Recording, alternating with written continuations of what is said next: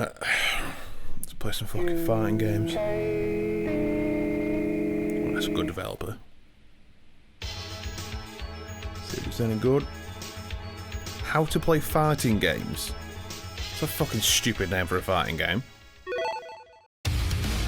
You hear it so much in forums and online videos. Even my last video had a little bit of frame data in there.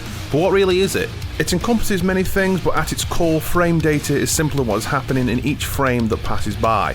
In terms of fighting games, frame data can be coupled with your knowledge of a character and improve your capabilities both offensively and defensively. But Ryan, what does all this mean? Shut your lips and I'll tell you. As it pertains to frame data, there are three divisions: startup, active, and recovery. First, let's go over startup. Startup frames are the frames that, well, are at the start of a move. A move with low startup, typically like a light punch or kick, comes out really quickly and gets to its active frames quicker than a medium or heavy punch. Speaking of active frames, these are the frames that actually have a hitbox. These are the frames in which the attack can land. If the hitbox of the attack crosses over with the hitbox of your opponent, it will connect.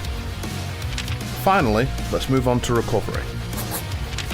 Recovery frames are the time it takes you to recover from the move you just executed.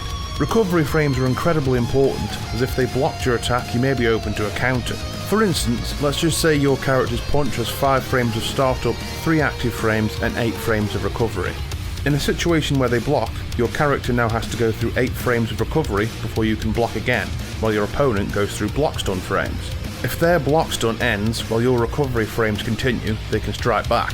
This is known as a few things: negative on block, unsafe, or can be described as leaving you at a frame disadvantage. On the other hand, if your recovery ends before their block's done, you can block again before they can strike. The other side of this is when the attack lands, at which point the opponent will be in hit stun frames. If you recover while your opponent is still in hit stun, you can land a second attack and so on, dependent upon the other attack's frame data.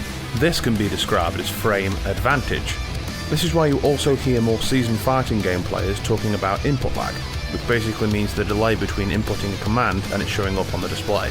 Higher lag means throwing off the timing of their moves and leaving them open for an attack.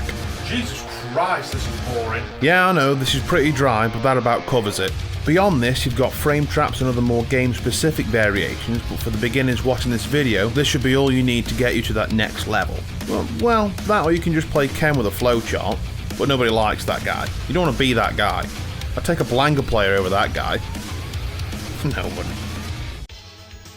Hey guys, thanks for watching the video. I make these about once a month, so let me know what you want the next one to be on in the comments.